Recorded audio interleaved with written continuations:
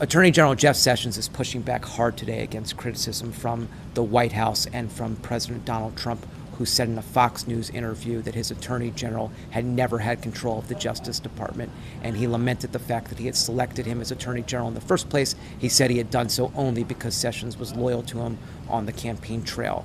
And today, Sessions, in response to that criticism, issued a statement in which he said the Justice Department, under his watch, for as long as he's Attorney General, will never be motivated by political considerations, but is instead guided by the rule of law. I am pleased to endorse Donald Trump for the presidency of the United States. So this is the latest back and forth drama and tension between the president and the attorney general.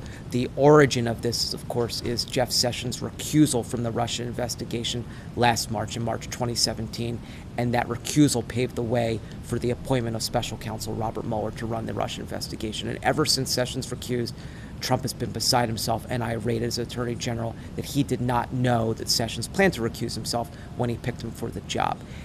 Donald Trump, great to have you in one of the greatest cities. This comes amid a very terrible week for the president, where his campaign chairman was convicted of crimes and his former lawyer, Michael Cohen, pleaded guilty in New York to crimes. And so this has given ammunition to the president to point blame at Jeff Sessions for having a Justice Department that's convicted his former lawyer in New York City, and that also paved the way for the appointment of a special counsel that prosecuted Paul Manafort, the campaign chairman.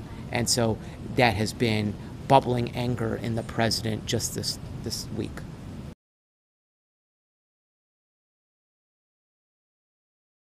The tension between the president and his attorney general goes back many, many months. So although this is a dramatic flare, this is far from the first time that the president has attempted to really put pressure and attack and express vitriol at his attorney general. We've seen this for the last year, that the president has been very angry, and the speculation has been that he is hoping that the attorney general will resign on his own, and so he will exit the Justice Department without the president having to fire him, because the thinking is that the president understands that it's politically very damaging, potentially legally damaging, to fire an attorney general amid the Russian investigation and as he's being investigated for possible obstruction of justice.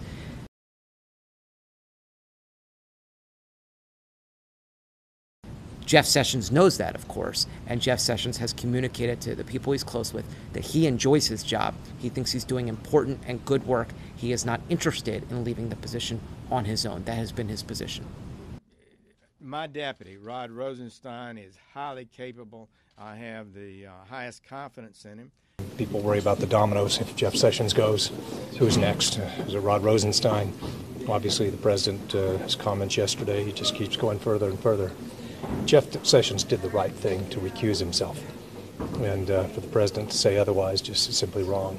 So I hope that he stops trying to undermine the credibility of the Department of Justice and let Jeff Sessions serve. But it ought to alarm everyone that the Republican senator who was the strongest supporter of President Trump in his campaign, his first endorser, is now in a public dispute with him. I think this undermines the rule of law. It undermines respect for the Department of Justice.